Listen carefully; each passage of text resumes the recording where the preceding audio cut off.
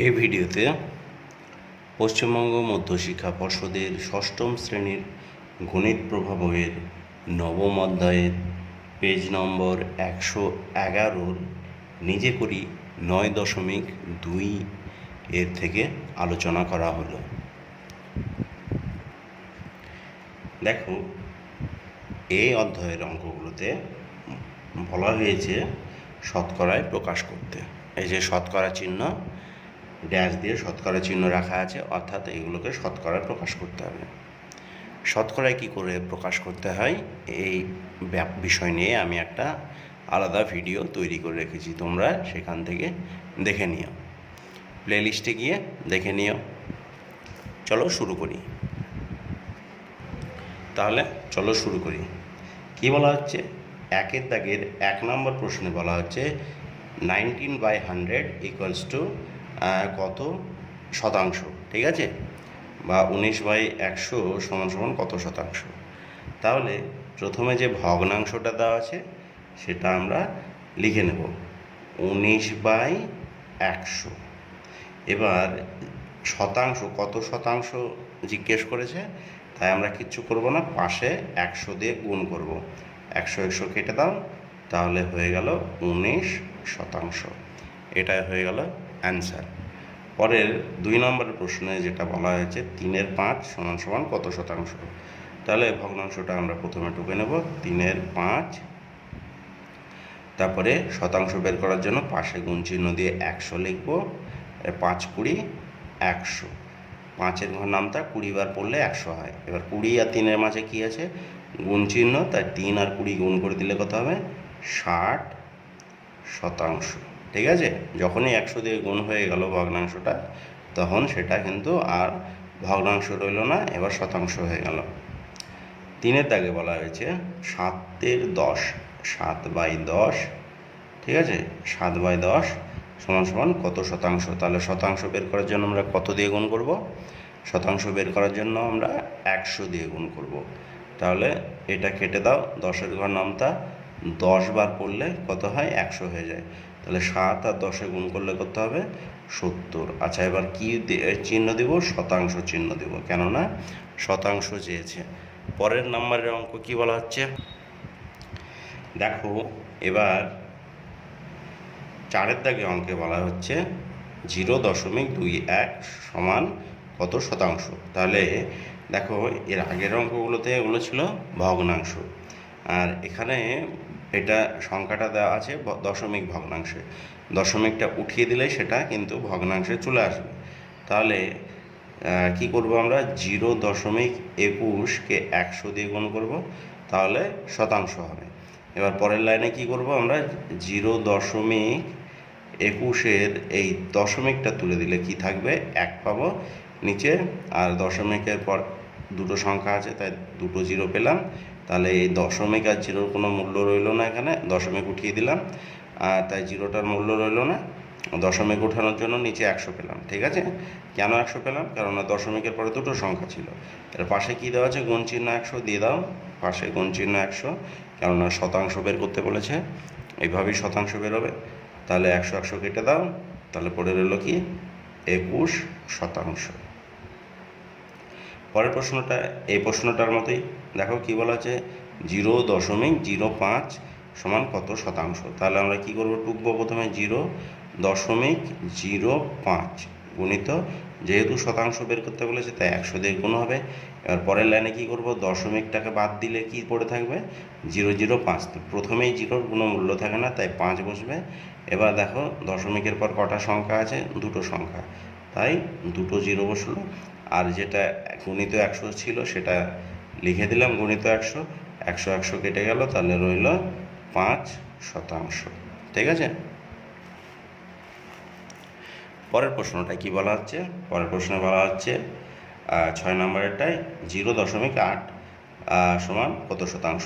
আচ্ছা, এই অঙ্কগুলো সবই দেখছি একই রকম, 6-এরটা 7-এরটা একই রকম, ঠিক আছে। তো প্রথমে আমরা টুকে নিই 0.8 যেটা দেওয়া আছে, এটাকে শতাংশতে বের করতে গেলে কী করব? 100 দিয়ে গুণ করব। এবার কি করব? দেখো, দশমিকটা উঠিয়ে নেব, তাহলে হবে দশমিকটা উঠিয়ে নিলে কি থাকবে, প্রথমে 0 তারপর 8, তাহলে দশমিকটা উঠিয়ে নিলে শুধু 8 পড়ে রইলো, কেননা দশমিক উঠিয়ে নিলে সামনে 0 কোনো মূল্য নেই, আর দশমিকের জন্য 1, আর দশমিকের পর একটা সংখ্যা আছে তাই একটা শূন্য, আর এদিকে যা আছে দেখে দেখে বসিয়ে দাও। এবার 10-এর ঘর নামতা 10 বার করলে 100 হয়, তাহলে 8-10 কত হয়, 80%। ঠিক আছে। এবার 7 নম্বর অঙ্কে বলা হচ্ছে 3.76 সমান কত শতাংশ, তাহলে এটা শতাংশ বের করার জন্য 100 দিয়ে গুণ করব। এবার এই পরের লাইনে কি করব, এটা দশমিকটা উঠিয়ে নিলে কি থাকবে, 376। ভেবো না যে এখানে দশমিক ওঠানোর জন্য সামনে জিরোগুলো বাদ দিয়ে দিয়েছি, এখানে দশমিক ওঠানোর জন্য সামনে জিরোগুলো বাদ দিয়েছি, অর্থাৎ এখানে দশমিক ওঠানোর জন্য সামনে 3 বাদ দিয়ে দেবো, এরকম কিন্তু নয়। দেখো দশমিক উঠিয়ে নিলে প্রথমেই হচ্ছে 005, এই 5-এর আগে যতই 0 বসাও 5-এর কিন্তু মানের কোনো পরিবর্তন হয় না, এটা 5 5ই থাকবে। কিন্তু এখানে দশমিকটা উঠিয়ে নিলে হবে 376, যদি 3টা বাদ দিয়ে দিই তাহলে কি থাকছে, 76, তাহলে 376, আর শুধু 76 কি 1 না, তাহলে সামনে 0 থাকলে তা যেহেতু তার কোনো মূল্য নেই তাই 0টা বাদ দেওয়া যায়, কিন্তু সামনে কোনো সংখ্যা থাকলে সেটা কিন্তু 0 মানে শূন্য বাদ দিয়ে অন্য কোনো সংখ্যা থাকলে সেটা কিন্তু বাদ দিবে না, নাহলে সংখ্যার মান কিন্তু 1 থাকবে না। তাহলে দশমিক বাদ দিলে কি পড়ে রইল, 376, আর দশমিক ওঠানোর জন্য কি পাবো, একটা 1 পাবো, আর যেহেতু দশমিকের পর দুটো সংখ্যা আছে তাই দুটো 0 পাবো। দিয়ে এটা যেরকম আছে দেখে দেখে লিখে নাও, 100 কেটে দাও, তাহলে পড়ে রইল কি 376%। ঠিক আছে। পরের প্রশ্নটা দেখো, এইগুলো একটু নতুন ধরনের প্রশ্ন, এইটা দশমিক ভগ্নাংশও না, সামান্য ভগ্নাংশও নয়। ঠিক আছে, প্রথমে যে অঙ্কগুলো ছিল এগুলো দেখো সামান্য ভগ্নাংশ, এরকম যদি ওপর নিচে কিছু লেখা থাকে এগুলোকে সামান্য ভগ্নাংশ বলে, যদি কোনো সংখ্যায় দশমিক থাকে সেটাকে দশমিক ভগ্নাংশ বলে। এবার যেটা দেওয়া আছে তোমাদেরকে, এইটাকে বলা হয় মিশ্র ভগ্নাংশ। মিশ্র ভগ্নাংশকে এইরকম সামান্য ভগ্নাংশতে তৈরি করা যায় বা পরিণত করা যায়। কি করে মিশ্র ভগ্নাংশকে সামান্য ভগ্নাংশে পরিণত করবে সেটা দেখাচ্ছি। প্রথমে নিচে যে হর আছে, হরের সঙ্গে এই মাঝে যে সংখ্যাটা আছে সেটা গুণ দিবে, তাহলে 5 আর 2 গুণ দিলে কত হবে, 5 আর 2 গুণ দিলে 10 হবে, তাহলে এই দুটোর গুণফল কত হলো, 10, এটা কিন্তু মনে রাখবে।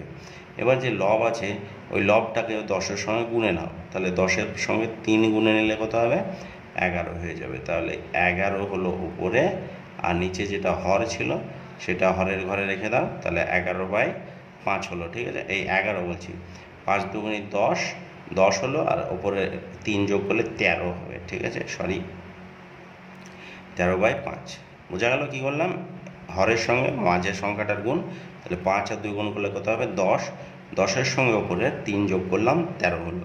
এবার যেহেতু শতাংশতে জিজ্ঞেস করেছে তাই শতাংশ বের করার জন্য পাশেই গুণ চিহ্ন 100। এবার এটা কেটে দাও, 5-এর ঘর নামতা 20 বার করলে 100 হয়ে যায়, তাহলে 5 20 100 হলো। এবার দেখো 13 আর 20-এর মাঝে কি আছে, গুণ আছে, তাহলে গুণের সম্পর্ক গুণ করে দাও, 13 আর 20-কে গুণ করলে হবে 260%। এটাও শেষ। পরের প্রশ্নটায় দেখো, এটা আবার দশমিক ভগ্নাংশ দেওয়া আছে, তাহলে দশমিকটা উঠিয়ে নেব। দশমিক উঠিয়ে নিলে কি হবে, আচ্ছা দশমিকটা এখনই উঠাবো না, সংখ্যাটা যেরকম আছে সেটাই লিখে নিচ্ছি। দেখো এই 2.5কে কী করতে বলেছে, শতাংশতে প্রকাশ করতে বলেছে, তাই পাশে গুণ চিহ্ন 100 দিলাম, তাহলেই শতাংশতে প্রকাশ করা যাবে। এবার পরের লাইনে আমরা কি করব, এই দশমিকটা বাদ দিলে কি পড়ে থাকছে, 25 হয়ে যাচ্ছে, দশমিক বাদ দিলে 25, সেটা বসে গেল। দশমিকের জন্য 1 পাবো, আর দশমিকের পরে কি আছে, একটা সংখ্যা, তাই একটা 0 দিয়ে পাশে যেটা ছিল গুণ চিহ্ন 100 সেটা লিখে নাও, তাহলে 10 10-এ কত হয়, 100, 10 আর 25-এ গুণ করলে কত হবে, 250। ঠিক আছে, 250%। তাহলে প্রত্যেকটা অঙ্ক তোমরা আশা করি খুব সুন্দরভাবে বুঝেছ। দেখো 2-এর দাগে এবার কী বলা হয়েছে, মান বের করি। ঠিক আছে, মান বের করতে বলা হয়েছে, তাহলে 2-এর দাগে কী বলা হচ্ছে, মান বের করতে। তাহলে 1 নম্বর প্রশ্নে কী বলা হচ্ছে, এ নাম্বার প্রশ্নে বলা হচ্ছে 60-এর 10%, বি নম্বর প্রশ্নে বলা হচ্ছে 45-এর 20%, সি নম্বর প্রশ্নে বলা হচ্ছে 160-এর 40%। আচ্ছা চলো দেখি কীভাবে অঙ্কগুলো করতে হয়। আমি প্রশ্নগুলো আগেই টুকে নিয়েছি। দেখো প্রথমেই বলা আছে 60-এর 10%, তাহলে দেখো 60-এর 10% আমরা ক্লাস 5-এ শিখেছি, যেখানে এর থাকে তার মানে কি হয়ে যায়, সেটা গুণের সম্পর্কে থাকে। তাহলে 60 এবং 10%-র মাঝে কি চিহ্ন আছে, 60 আর 10%-এর মাঝে আছে এর আছে, এর মানে গুণ চিহ্ন। ঠিক আছে, পরের লাইনে আমরা কি করব, 60ই লিখব, গুণ চিহ্নই থাকবে। এই যে 10-এর পাশে এই চিহ্নটা আছে না, এইটা আর বসাবো না। এই যে এই চিহ্নটা বাদ দিলে, এই যে শতাংশ চিহ্নটা বাদ দিলে যার পাশে এই চিহ্নটা থাকে তার নিচে 100 লিখতে হয়।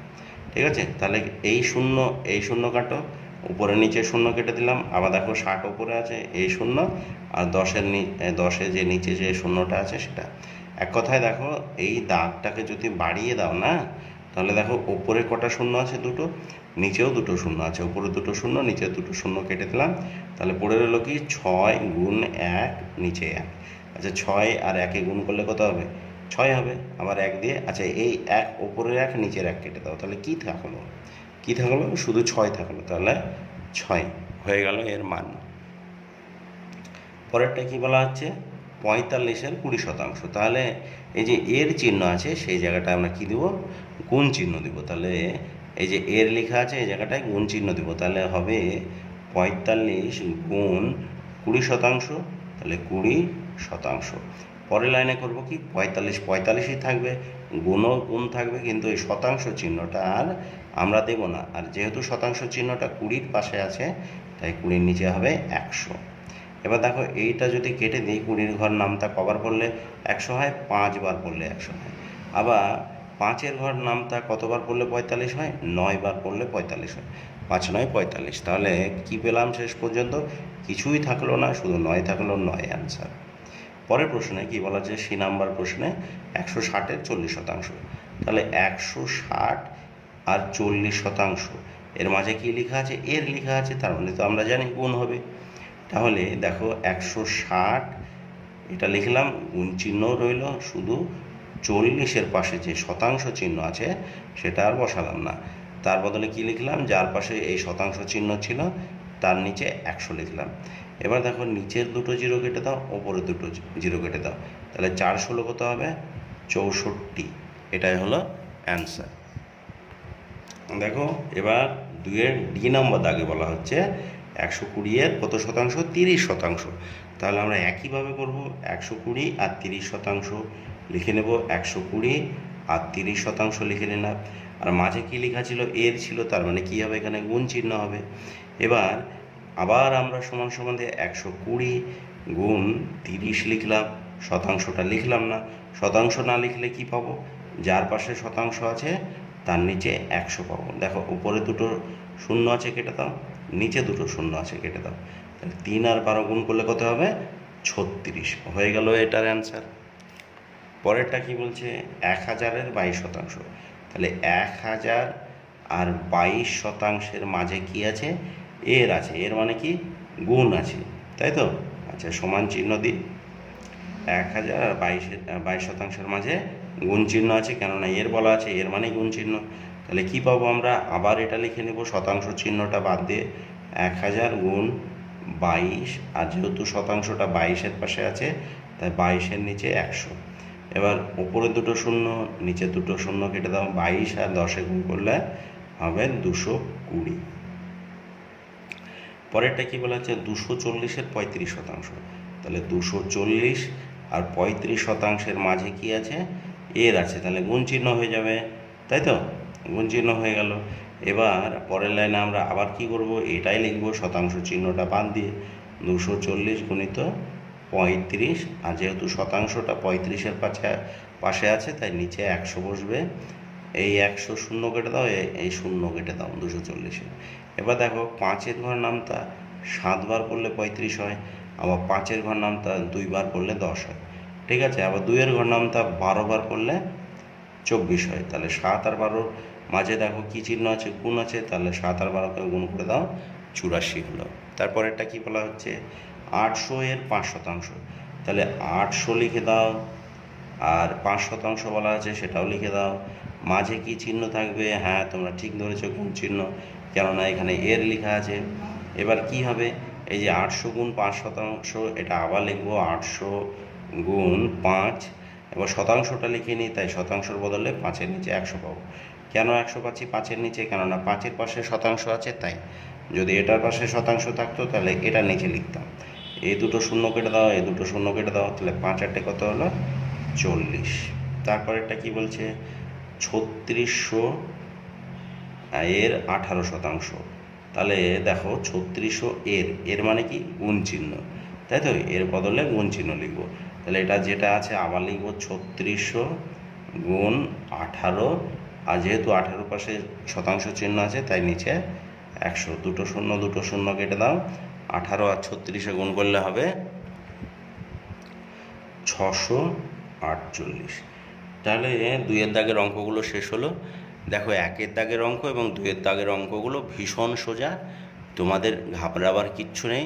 যারা বুঝতে পেরেছো তাদের জন্য ধন্যবাদ, আর যারা বুঝোনি তারা ভিডিওটাকে বারবার ঘুরিয়ে ফিরিয়ে দেখো বুঝতে পারবে। ঠিক আছে, পরের প্রশ্ন যেটা আছে 3-এর দাগের প্রশ্নে কি বলা হচ্ছে?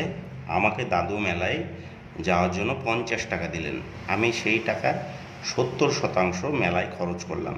তাহলে এইখানে যেরকম 60-এর 10% আছে, এখানে দেখো 50 টাকার 70% কথা বলা হয়েছে। তারপরে মানে 50 টাকাটা পুরোটা খরচ করিনি, এই 50 টাকাটার 70% কত টাকা হচ্ছে? শুধু মাত্র সেই টাকাটাই খরচ করেছি, আর বাকি যে টাকাটা রইল সেটা জমানোর ভাঁড়ে রেখে দিলাম।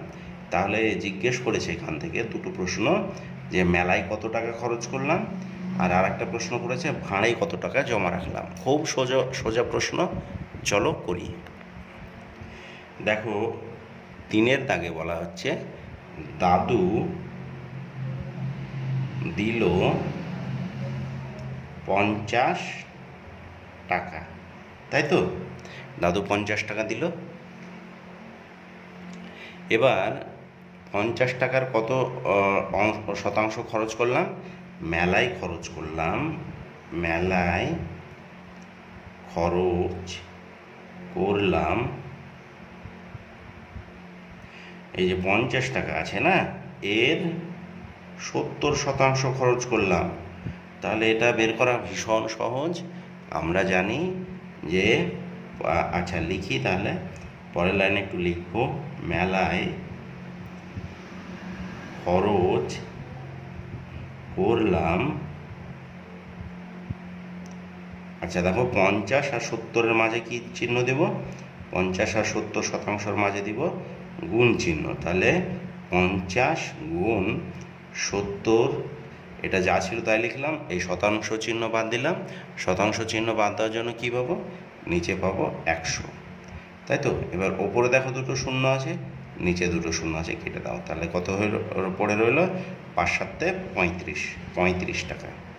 তাহলে দেখো দাদু 50 টাকা দিয়েছিল, তার ভিতরে 50 টাকার যে 70% সেটা হলো 35 টাকা। তাহলে মেলায় খরচ করলাম 35 টাকা। তাহলে পড়ে রইল ক টাকা? পড়ে রইল, দেখো পড়ে রইল 50 টাকা থেকে 35 টাকা বাদ দিয়ে দাও, তাহলে পড়ে রইল 15 টাকা। তাহলে মেলায় খরচ করলাম 35 টাকা, আর পড়ে রইল যেটা 15 টাকা সেটাই তো ভাঁড়ে রেখেছি। তাহলে ভাঁড়ে রাখলাম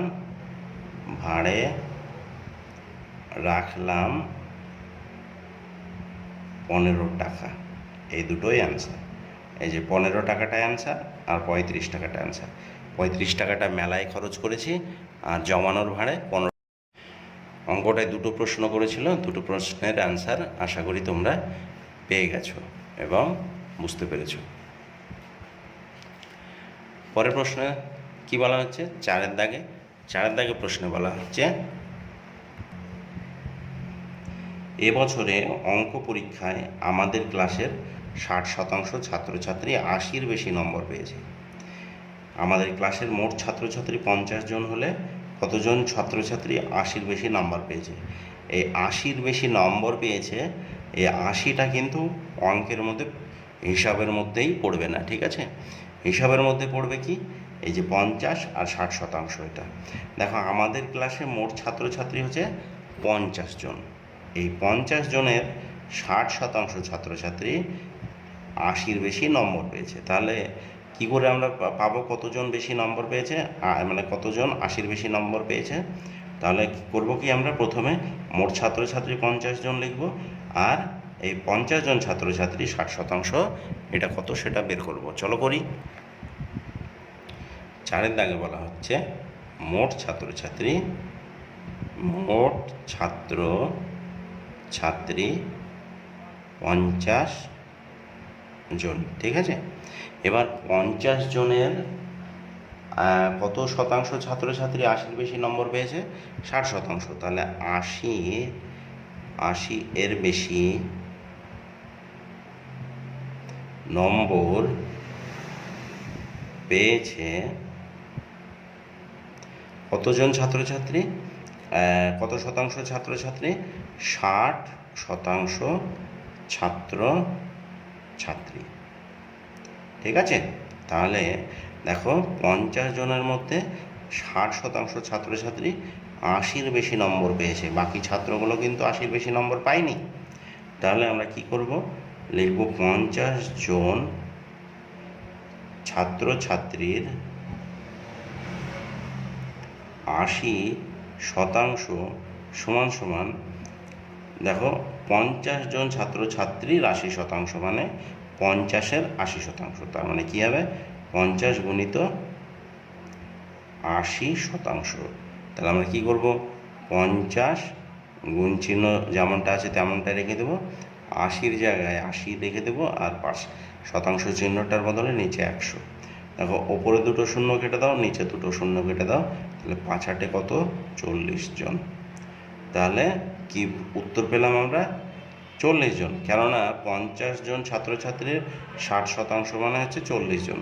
তাহলে 40 জন ছাত্রছাত্রী 80-র বেশি নম্বর পেয়েছে, বাকিগুলো কিন্তু পায়নি। তাহলে লিখব 80-র বেশি নম্বর পেয়েছে কত, 40 জন ছাত্র ছাত্রী। আশা করি তুমি বা তোমরা খুব সুন্দরভাবে অঙ্কটা বুঝেছো, ঠিক আছে। তোমাদের কাছে আমার একটাই অনুরোধ, যারা চ্যানেলে নতুন তারা অবশ্যই চ্যানেলটিকে সাবস্ক্রাইব করবে, আর পাশে থাকা বেল আইকনটি প্রেস করে নোটিফিকেশান অন করে দেবে, যাতে আমি নতুন ভিডিও আপলোডের সঙ্গে সঙ্গে তোমরা নোটিফিকেশান পেয়ে যাও এবং সবার আগে সেই ভিডিওগুলো দেখার সুযোগ পাও। আমার এই চ্যানেলে প্রত্যেকটা ভিডিওই হবে শিক্ষামূলক, ঠিক আছে। এখানে 3য় শ্রেণী থেকে 10ম শ্রেণী পর্যন্ত সমস্ত বিষয়ের প্রত্যেকটি পৃষ্ঠার প্রতিটি অধ্যায়ের পুঙ্খানুপুঙ্খ বা খুঁটিয়ে খুঁটিয়ে আলোচনা করা হবে, এবং কোনো সমস্যা বা প্রশ্ন থাকলে সেগুলি সমাধান করে দেওয়া হবে। তাহলে আর একটা অনুরোধ, যে তোমরা তোমাদের বন্ধুদের মাঝেও এই চ্যানেলের লিঙ্কটাকে শেয়ার করে দেবে, আর ভিডিওগুলো শেয়ার করবে, লাইক এবং কমেন্ট অবশ্যই দিবে। এতক্ষণ আমার এই ভিডিও দেখার জন্য তোমাদেরকে অসংখ্য ধন্যবাদ। ভালো থেকো, সুস্থ থেকো, ধন্যবাদ।